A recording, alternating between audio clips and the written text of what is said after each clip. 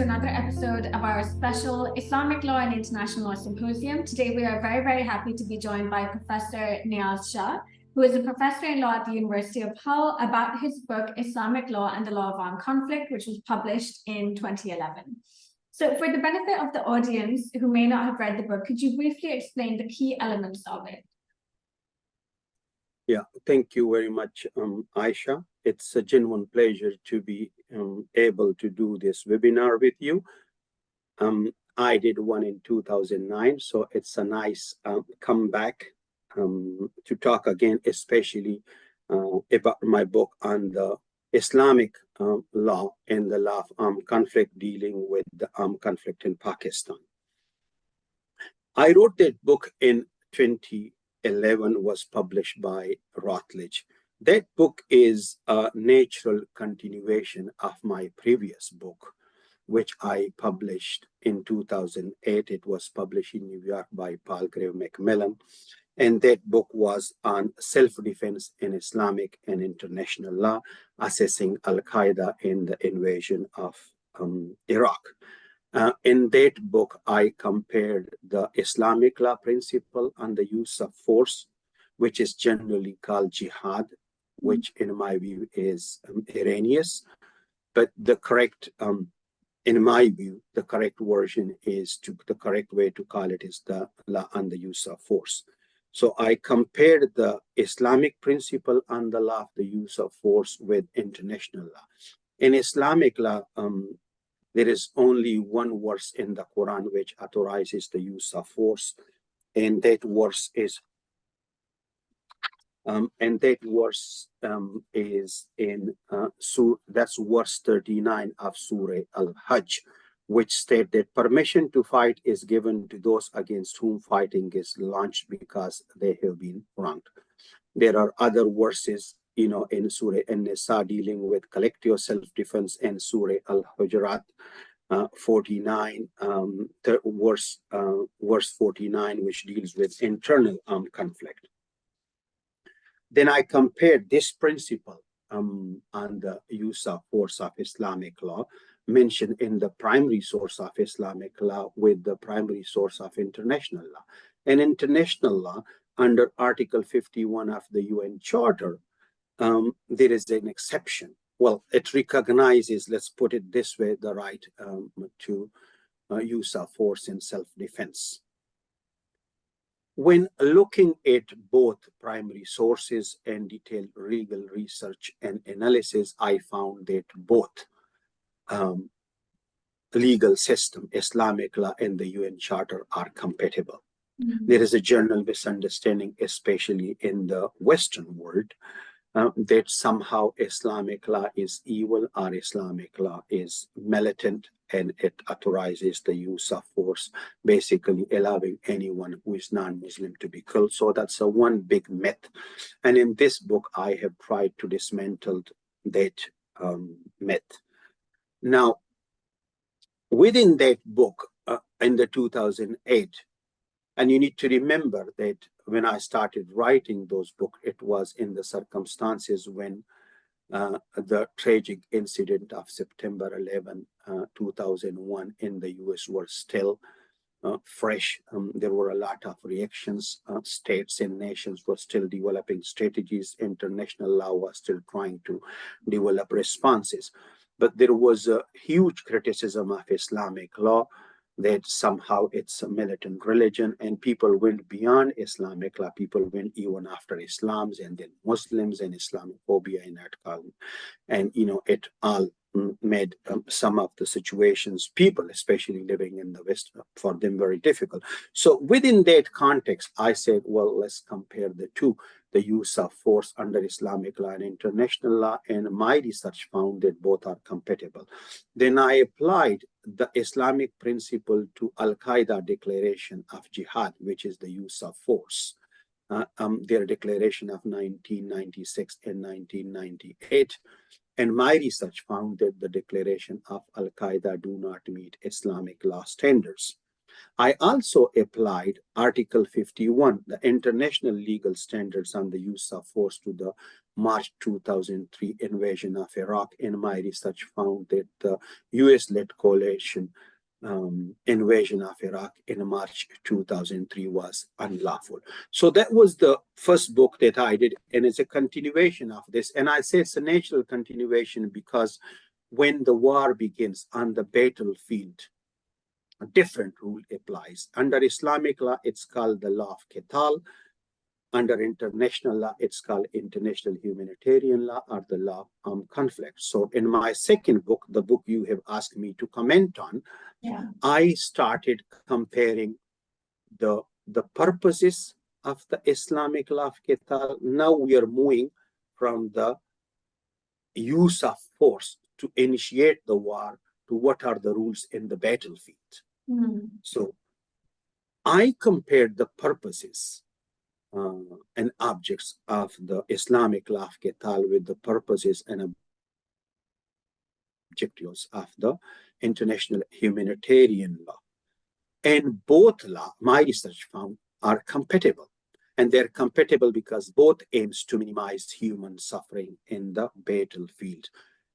Apart from that, I looked at the basic principles of Islamic law of Qital and international humanitarian law, and general principles of the Islamic law of Qital and international humanitarian law. The basic principles are the same. That's military necessity, humanity, proportionality, and distinction. You know, you need to distinguish between civilian and combatants and civilian property and others. And military necessity, you can only go and use force as long as it's necessary. Military necessity under international humanitarian law is slightly different. That's just only to hit military objectives. Now, again, making a detailed research and analysis, interestingly, I found that the basic principles, those basic four principles, military necessity, humanity, distinction, and proportionality, are compatible. Both in Islamic law and international humanitarian law. Interestingly, we have one additional basic element in Islamic law, that's accepting an offer of peace. We have a clear version in the Quran: if they tilt towards peace, so should you. You should also tilt towards peace. No, that's not in Islamic law.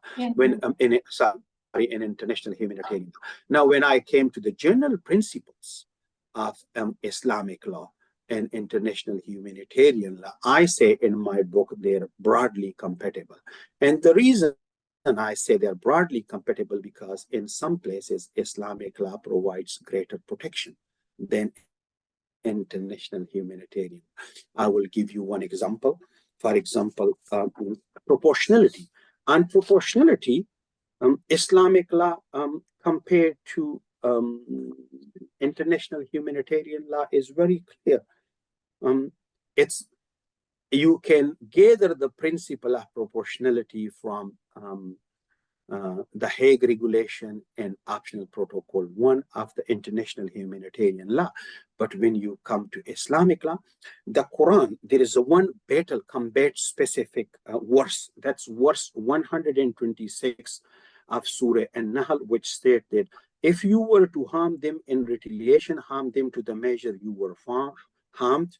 And if you opt out for patience, it is definitely much better for those who are patient. Now, this verse is conflict specific.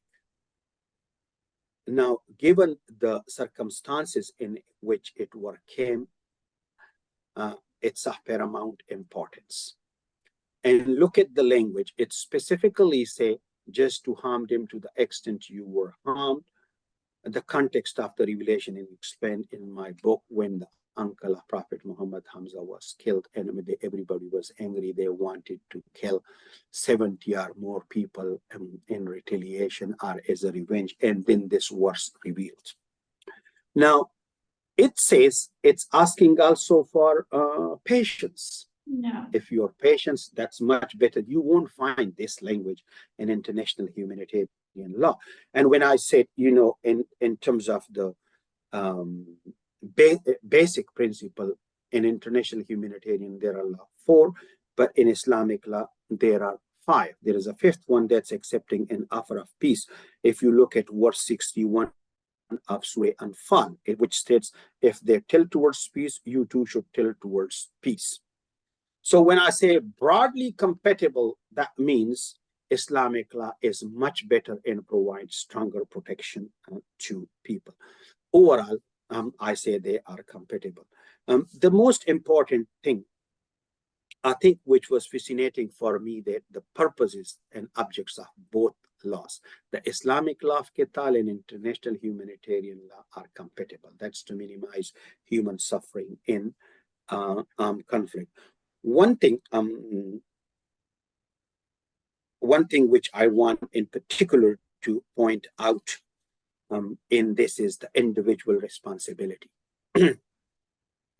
Individual responsibility is a key element of international humanitarian law and international criminal law as well.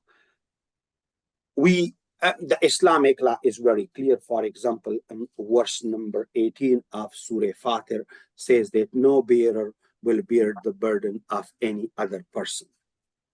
And I say this in particular because in the Pakistani culture, we always hear this, that, oh, I got an order from the top.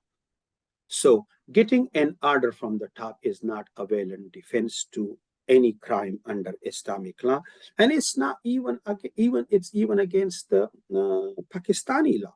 Under Article 4, Class 2, Paragraph C of the 1973 of Constitution, which clearly states that no person shall be compelled to do that which the law does not require him to do. If you look at Section 33 of the Pakistan Army Act 1952, they only mention a disobedience to lawful command. So there is no punishment for disobeying an unlawful command. And I think when officials claim that they have got an order from the top, that is not a valid defense, and would not be accepted in international courts, tribunals, or in a Pakistani court if this come to me. And in my view, the government officials are required by law to not to follow unlawful orders. So, and that's what I meant in that. So on your first question, just those were the few points I just wanted to highlight for the benefits of the audience. And I mean, the rest of the details are really provided in the book. A lot more details. For example, there are 2 verses, of Surah Anfal and Surah Toba, which they say that's verses 8 and 9 of those chapters 8 and 9 of the Quran.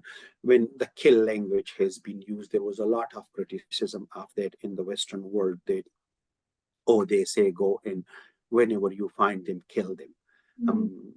Non-Muslim, and that's just a complete misreading of those verses, and I have provided full details within those within my book on that.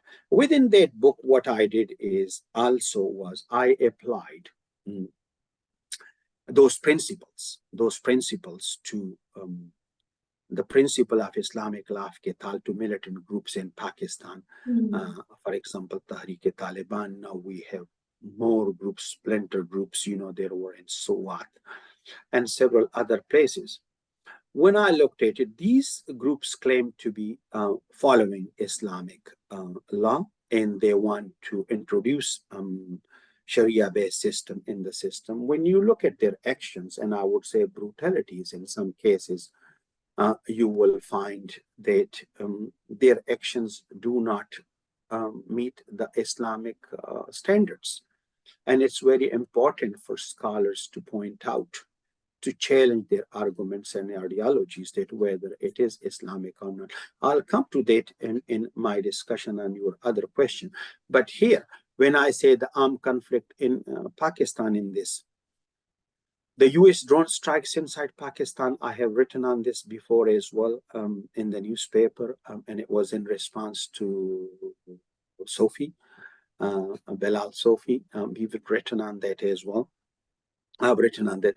The US drone strikes violated every norm of international law when they were doing it. Later on, we came to know it was with the consent of Pakistan. But at the time, there were denials in Pakistan.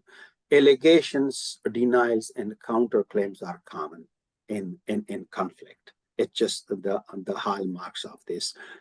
People will see that they follow international law. The US, Israel would, for example, claim, the UK would claim, but that doesn't mean that they do follow international law. It's the same about militant groups. Yeah. They say, oh, we want to follow Islamic law and we want to introduce Islamic law, but when you look at their actions, particularly targeting civilians, innocent civilians, and interestingly, then they come back and take responsibility. Let's say explosion in a busy bazaar or a market, killing civilian. I mean, how is that justified under international law? We will come to the civilian immunity on that. Clear verses of the Quran. One verse 190 of Surah Al-Baqarah, very, very clear on this. Fight those who are fighting you and do not transgress. That only means that you fight combatants. There is no exception to this rule in the Quran. Actually, the Quran wants in that verse 190 of Al-Baqarah to say, do not transgress limit. The language is very strict and obligatory. So this is why we say we need to look at the words and action of all parties. Now, the Pakistan Armed Forces on occasions violated both Islamic law, Pakistani law, and international humanitarian law in the internal armed conflict with the Taliban and other militant groups. So we need to look at what the party says and what they do. Words and actions, they both need to be looked at. So those were my findings within that book. Yeah. That broader, compatibility of Islamic law and international humanitarian law. Islamic law Ketal provides much better protections when you come to the internal armed conflict in Pakistan. All parties, in my view, have violated the law. The US violated international law, the Taliban and other militant groups have violated Islamic law as well as Pakistani law. The Pakistan Armed Forces and other law enforcement agencies, there are instances and good evidence that they also violated Pakistani law, international law, and Islamic law. And I say Islamic law for our armed forces because that is the main law, Sharia. According to the Constitution, if you look at Article 227, no law shall be made which is against Sharia, and all existing law shall be brought in conformity with that. And that's why within this context, some of your questions are really good to say why we want to study this, why we want to do this. Okay, so that was on your first question. And I did think that it was so interesting for me to read your book, having done some work on Islamic law and its things with Ayesha, because I still didn't know about the fact that, there are 4 principles in Ayesha, but there are 5 in Islamic law, which includes the accepting an offer of peace. That was very, very illuminating for me. And I thought it was such an interesting facet of that law. And also when it comes to proportionality, the surah from Al-Baqarah 195 that you cite about don't go beyond what the transgressors have done, that for me, I had put down in the proportionality analysis that is an indication of proportionality, but the verse you cite, it had not come into that for me. So again, a very, very interesting thing to talk about. But mainly what I wanted to ask is, when we're looking at this, we're looking at a 7th century law, and we're comparing it to something which is so entirely contemporary. And do you not think that while it might be useful, because we especially when it comes to Pakistan, it is part of our constitution, it's part of the laws that we abide to, but do you think that it's an entirely fair comparison? That's a very good question. It's a very good question, but it's based on a fundamental misperception. Okay. And that misperception is that somehow 7th century texts or practices are primitive and not fit for the purpose in the contemporary world. And somehow contemporary law is superior. In the Western world where I'm based, and I face this every day, okay? These texts, what we call, are the primary sources of Islamic law. But for Westerners, Not all of them, interestingly. There are a lot of people, they respect Islam, they respect Christianity and other. There's just a particular group in the Western world, okay, not the entire Western. Yeah. This is another misperception in the Muslim world, that somehow the entire West is secular, atheistic, and not. It's not. It's just a 50-50. In the UK, for example, humanism is just 50, or it crossed a little. Humanism just basically people it is amalgamation of all people who don't believe on religion or supernatural religion. So people in the Muslim world who are impressed with that particular group of Muslim Western thinking, they think modernity, contemporary rules are better in their solution to everything. In my view, it's not. First of all, what you refer to practices from the Islamic law point of view, they're not practices. The Quran and the Sunnah are the primary sources, and they're valid for Muslim states. There are 46 Muslim majority states. They're the member of the Organization of Islamic Conference, and they have given Sharia a vital role in their legal system and in the way they govern their states. 22 of them have given Islam an official status to be the official religion there. So these are not 7th century practices. For Muslim states and for Muslim, these are the primary text. As for international law, the Geneva Convention, the UN Charter are primary text. So to say that they are from 7th century, somehow they're not good or primitive, it's just a Western, well, part of the Western narrative. So for me, it is very, very fair to compare them, the sources of Islamic law, the primary sources of Islamic law. Doesn't matter there for 7th century. And as you can see in my book, that Islamic law texts are much better. They provide greater protections. And now we are looking, one of my PhD students here, an English student, she's looking at child soldiers. And her research so far we have seen has established that Islamic law provides better protection than Ayesha. Behind you, you will see me a lot of book on international humanitarian law. In the Western books, you know, there is a new concept, what we call decolonization of the scholarship. And curriculum. The decolonization means that in the Western world and the rest of the world, most people will use book written and knowledge created by a particular section of Western intelligentsia.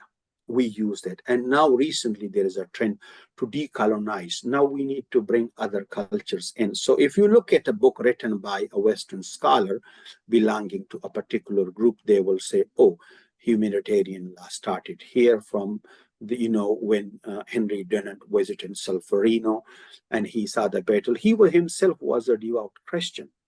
And they will go to, you know, the Labor Code, America, the Civil War, etc. That's very myopic in my view. And these scholars need to read more. Other cultures can make a valid claim that that humanitarian law started from them. Behind me, you will see a number of books. In this, for example, Christopher Greenwood. And the UK official Ministry of Defense manual would say that basically it started from the Quran. They mentioned them. Oh, right. Okay. They mentioned the Quran. That's the official publication behind me sitting there. And they said it just started. They basically say it's not started, but they say there are examples of it. But if you look at other religions, look at Mahabharata from the Hindu text, look at the Christianity text, look at the Jewish text, Hindu, Confucius, several other texts and people and philosophy they claim. So this is another misperception that somehow we think that this Western culture is superior, everything started here. That's not the case. When the Quran said, were saying those versions, imagine where were the Western nations, what they were doing, you know, what we call 7th century compared to that. So you will find these codes and rules applicable to armed conflict. You know, you start from Cicero, Hammurabi Code, the Babylonian king. I mean, it goes on and on. So, and I think now there is a broader, better understanding what I call, the construction of knowledge and what I call corruption in the construction of knowledge. It's not only in a motorway in Pakistan where people do corruption. In the construction of knowledge, literature, there could be corruption or the promotion of a particular view. I mean, if you look at the recent conflicts, international law scholars are mainly from the Western world.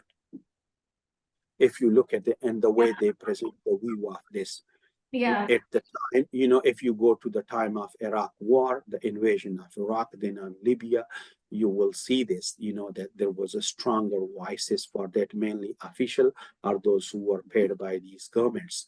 There were stronger voices. It doesn't mean there were no voices to say the Iraq war is illegal. A deputy legal advisor of the British Foreign Office resigned. She said, well, the invasion of Iraq is illegal. Yesterday in the Netherlands, civil servants protested, asking the government, the Dutch government, to call for a ceasefire in Gaza. What's going on there? So there are always these voices who will have a different view, but the dominant view and the official view of international law is there. So I think for me, coming back to your question, it is very fair. It is very fair to compare the primary sources of Islamic law with the primary sources of international humanitarian law. And as I said, there are Muslim states. Islamic law is a law for them. And in addition to that, it's, for example, in the 1973 Constitution of Pakistan, 22 other states, Islam is a state religion, 46 Muslim majority state, it's there. So for this big block of the international community, remember there are 193 UN member states. This big block of that international community believes that Islamic law is their law, Islam is their state religion. Now, we need to look at, there is an official interpretation of Islam and the religious establishment interpretation of Islam. That doesn't mean that's the only interpretation or the correct interpretation. I personally don't accept the official interpretation of Islam. What is happening in Saudi Arabia, Iran, for example, or when Pakistan follow in the Saudi Arabian footsteps, I don't think that's the only interpretation or the only valid interpretations. There could be others. And another relevant, it's also fair to compare for another reason. And that reason is there is a great rise in the Muslim militant organizations, let's say militancy around the world. You will see there everywhere. I mean, recently, just last week, I think in the Ayesha, very tragically, 23 soldiers were killed. I mean, it was shocking to see that in one go, how many soldiers will fall. And a completely different organization took responsibility. A completely different organization took responsibility. We say Tahrik-e-Taliban, but when their leaders were killed,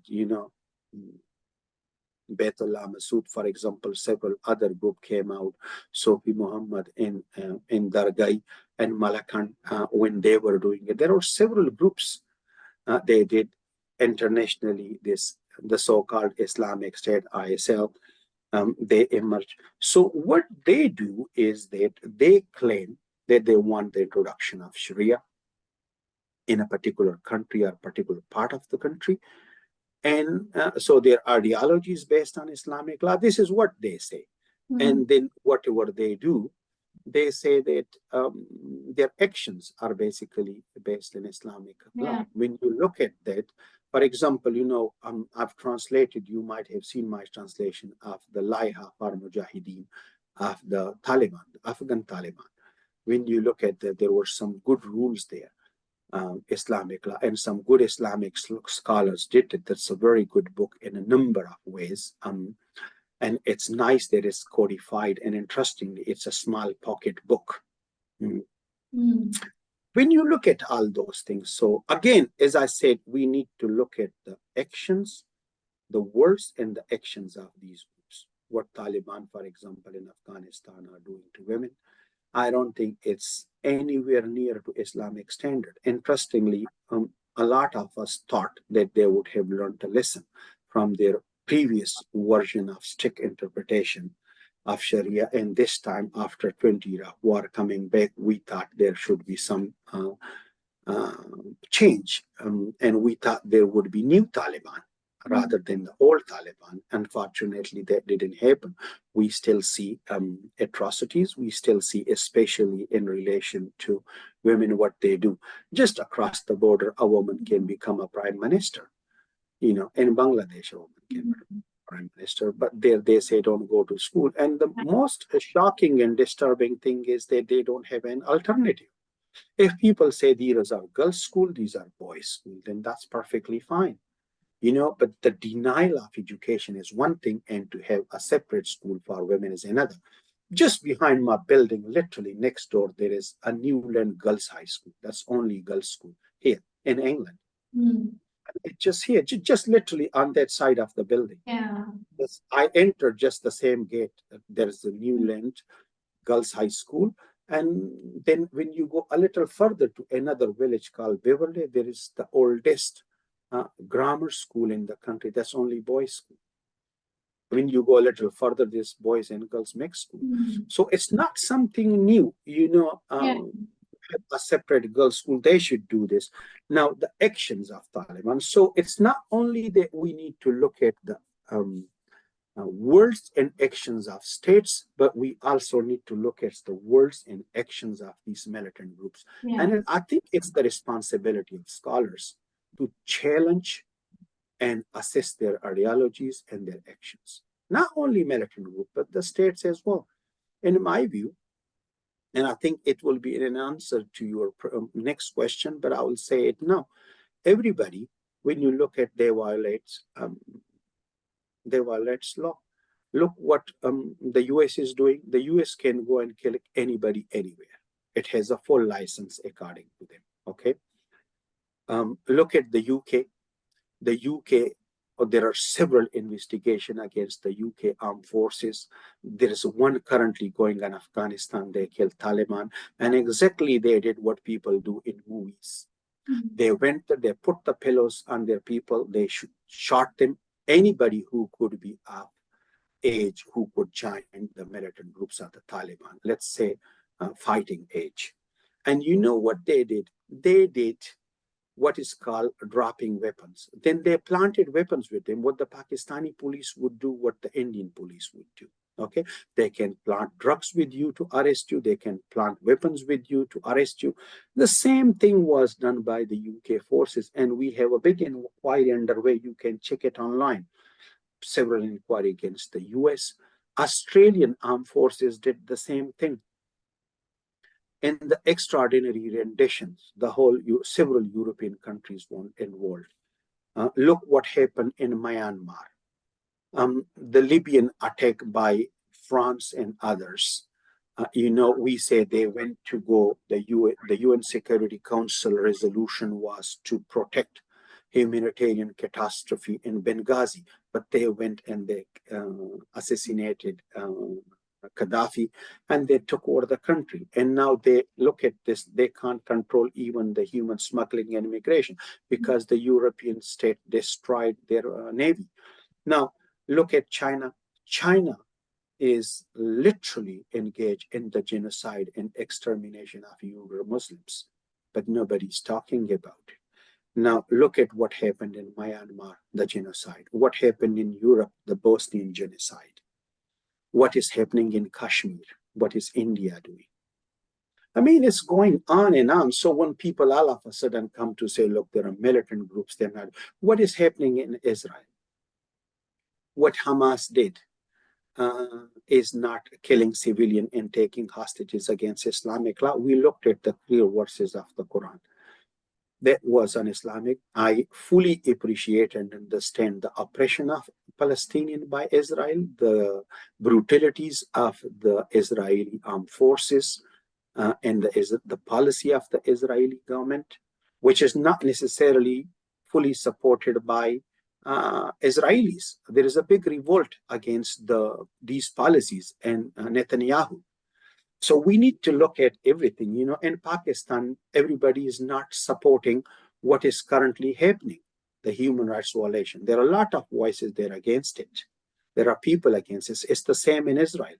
There is Jewish groups in the US and the UK. They came to streets against the policy of the Israeli government to say, not in our names. Don't kill innocent people in our names.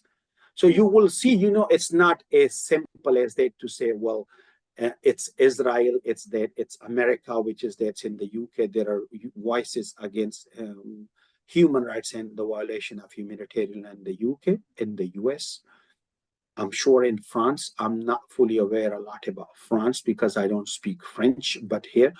And look what Russia is doing inside and outside Russia, Ukraine, several other adjacent territories, what it's doing. I don't think their human rights violation is, the human rights record is any good. So all these people, international law, international human rights law is victim, but the good things, there are always voices, who can raise organizations. Several organizations are exposing, scholars are exposing that. So it's there. It's not only Pakistan alone in this. It's not the Muslim militant groups, all militant groups. You go to Sri Lanka, what LTT was doing. You go to the IRA, Irish Republican Army in Northern Ireland, what they were doing. Several other militant groups, what they were doing. So when it comes to, so at the end of the book, you do talk about the relevance of Islamic law to the TTP. So do you think that it will be the same or even greater given the resurgence of the TTP now in Pakistan? Look, I think I touched on this already, and I don't want to talk, to repeat myself, basically. It is very relevant.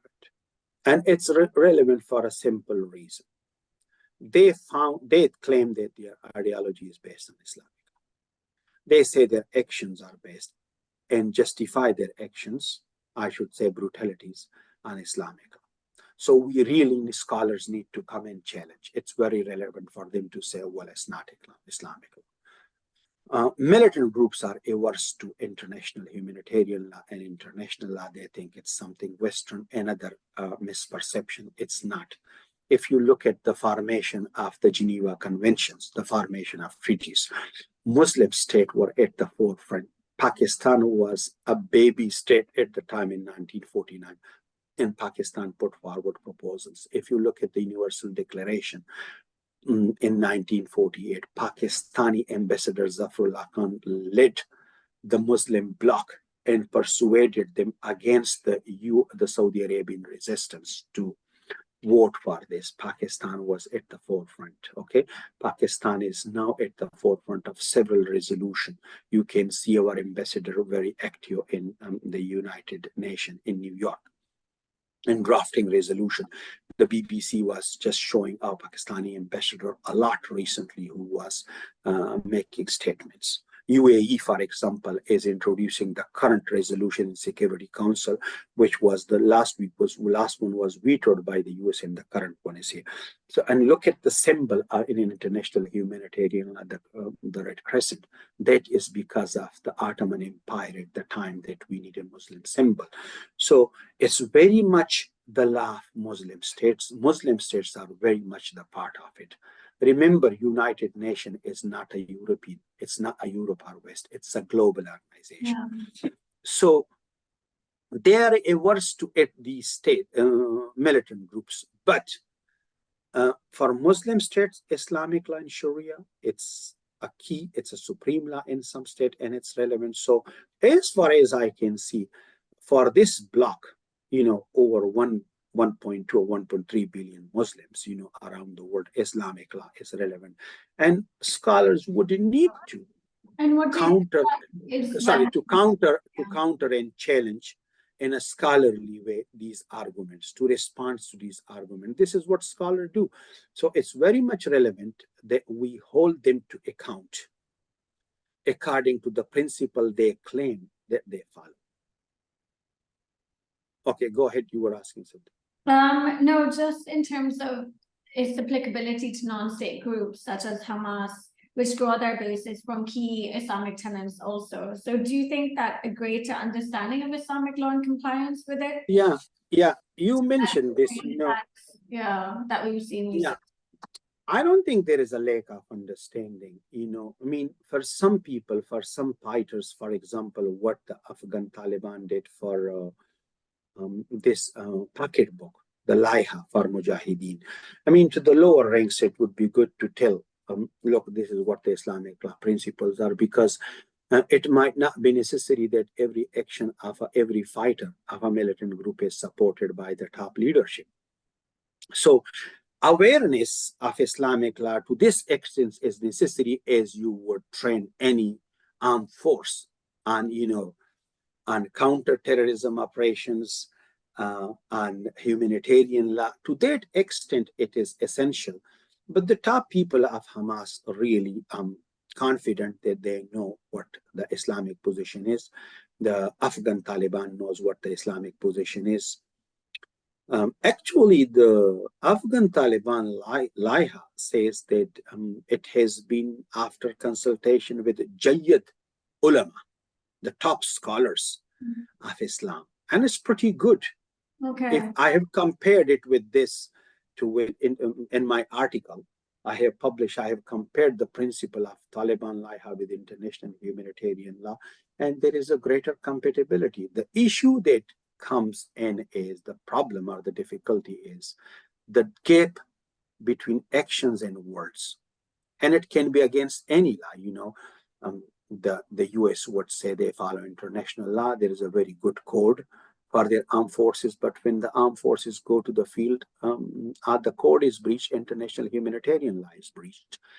This is against the Pakistani armed forces, the UK armed forces, they do. Similarly, militant groups and their fighters, when they go to the field and they do things, they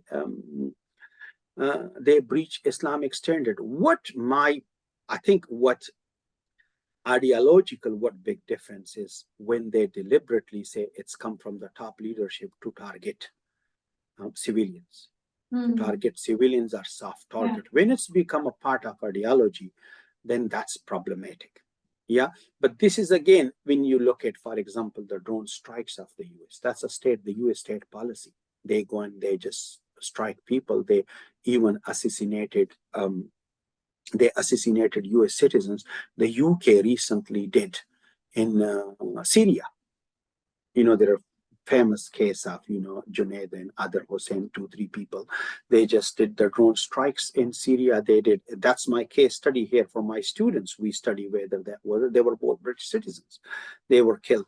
So when you see this policy of the state or a policy of a militant group, then that's problematic, problematic in the sense that you can go and challenge this. In general, better training for armed forces on humanitarian law, better training better awareness for the militant groups on Islamic law, obviously they would help and minimize, human suffering. And I think it would be beneficial to everyone if they could do. Your point specifically about Hamas. You see, what happened on the 7th October 2023, targeting civilians and taking them hostage, as we said, and I think I said this before as well, I will reiterate, is clearly against Islamic law. I'm fully aware of the brutalities and occupation of the Israeli forces and the policy of the Israeli government, the extension of settlement and settler. These days, we don't see much of the settler violence, but the US recently imposed a visa ban on the settlers who are literally going, the Jewish settlers, and in towns, they're just literally demolishing the Palestinian villages, literally demolishing it.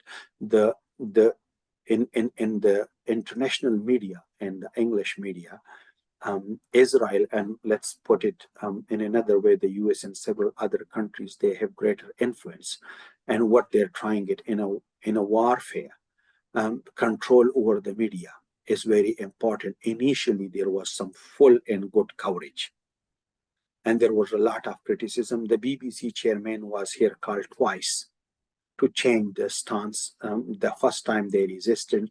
The second time they did not. They say call Hamas a terrorist group. And I think this is what my reading between the lines, that there was some sort of agreement that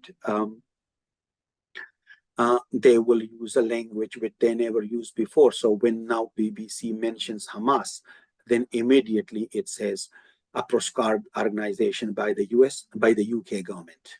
Right. And they'll have also, so there is a management of the media, not only in the UK, but internationally.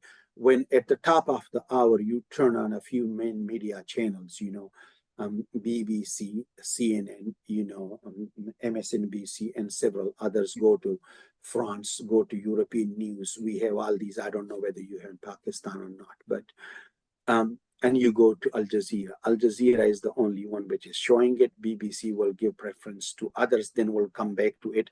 BBC compared to CNN and other is slightly better. But again, in my view, it's heavily managed.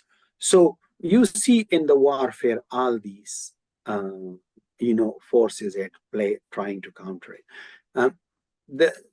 What Hamas did was, against Islamic law, but what Israel is doing, and I have written 2 articles on this, on the grave breaches of Geneva Convention in Gaza. What Israel is doing is a clear violation of international criminal law, international humanitarian law, and international human rights law.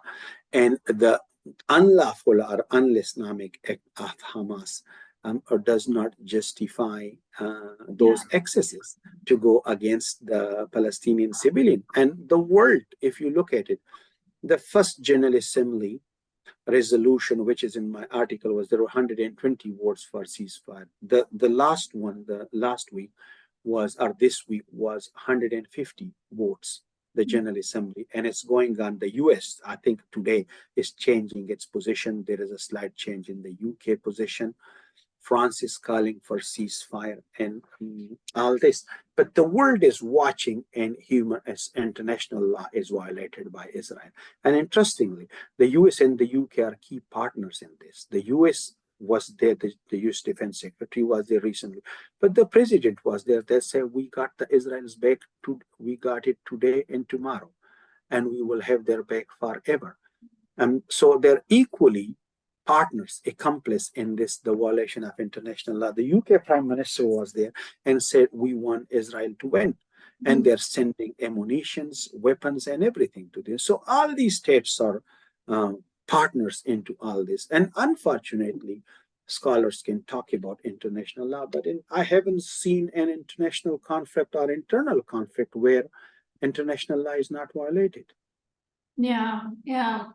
And my final question is a bit apart from the conflict element, is that in the book you discuss the fact that you can reconcile international law with Islamic law because the former has systems in place with which to opt out from provisions or treaties which are seen to violate Islamic law.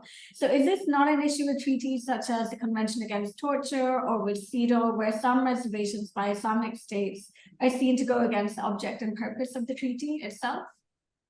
Yeah, I mean, now we are moving from, the law of armed conflict to human rights law in a general question, and I appreciate the question. It's a good one. What I say, I'm proposed in this book, and now I'm developing this model of reconciling international human rights law and Islamic law, the compatibility model, how we can get compatibility. Here, my first point is that we need to remember, and I said this, that Muslim states are part of international community, they're part of the UN system and member of the United Nations. So they're very much active in the formation of treaties, then the ratification of treaties, and then implementation of treaties. You can go and look at Article 20, paragraph 2 of the Convention on the Rights of the Child. And even Islamic law, World Kafala is mentioned there. We talked about international humanitarian law, the symbol, red crescent, it's there, it's Islamic. We talked about the compatibility of Islamic law, Qital, and international humanitarian. My broader scholarly approach and the model I'm proposing is this, that Muslim states are very much part of the international community. They play an important role in the formation of making of treaties. They have ratified a lot of treaties, and then they need to implement meaningfully these human rights treaties within their own legal systems. My proposal was, and still is, that they need to look at whether Islamic law is compatible, a provision of Islamic law is compatible with a provision of a treaty. If it's not compatible, they need to go and think about whether we can reform that provision of Islamic law. If they can reform it, then well and good. If they can't reform it, the next and the second step is they look at it whether we can interpret it differently. What I call it compatible interpretation. So if they can, let's say it's a clear rule of the Quran, nas, right? Nas, plural is nasus. If it's a clear nas, a clear rule, it will be equal to the just cogence of human rights law, like the prohibition on torture. So we need to, then Muslim states need to look at it whether that nas, that fundamental principle of Islamic law, allows another interpretation, an interpretation which will be compatible with international law. If it could, then well and good. If not, then Muslim states need to go, as a third step, to go enter narrow and specific reservation to that provision, rather than vague and blanket reservations Muslim states have currently entered to the Convention on the Elimination of All Forms of Discrimination Against Women. That is vague and blanket and is not acceptable. Any reservation Muslim state or any other state is entering must meet the test of international law, the Vienna Convention, and that is that a reservation cannot be against the object and purpose of a treaty. And in my view, if a Muslim state is coming to enter a reservation which will be against the object and purpose of a treaty, and then there is no point to ratify the treaty. There's no point to ratify the treaty. So that one, and you mentioned, Kate, the Convention on the Against Prohibition of Torture. There are not that many controversial reservations by Muslim state. Interestingly, there is unanimity on the torture. I think it just, when it's come to inhuman, degrading treatment or punishment, there might be some reservation. I'll give you an example of Pakistan, and I was recently very pleased to see this, that Pakistan has, for all practical purposes, incorporated the Prohibition of Torture Convention in the form of the Torture and Custodial Death Prevention and Punishment Act 2022. It has literally borrowed the torture definition from the Torture Convention. The preamble says this is a minor difference. The mental element is missing in the Pakistani, in this 2022 Act definition, but apart from that, it's borrowed from there. And at the top said we need to effectively implement the Torture Convention. Right. So once you do that, for me, that it has been incorporated. So I think my broader understanding and study so far says that shows that there is a greater compatibility between Islamic law and international human rights law. And I say greater because I'm not sure there is 100%, but greater compatibility, and I say further compatibility can be achieved. And all states, remember, people target again Muslim states for reservation to human rights treaties, but if you look at the reservations, and the UK has entered to CEDA, what you call CEDA, to the CRC, to the several other, to the Refugee Convention, for example. Look at Spain. The US has not even ratified a lot of treaties. Yeah.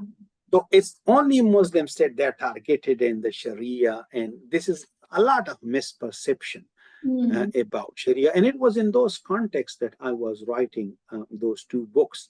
There was a lot going on in the Western world, and we were sitting in the middle of it, and all sorts of things were said, in my view, based on misperceptions about Islam and Islamic law, how primitive it is, how militant it is. Recently, I was chairing in this university a panel somebody who has worked for the British government for 30 or 32 years, he said there is a militant ideology in Islam.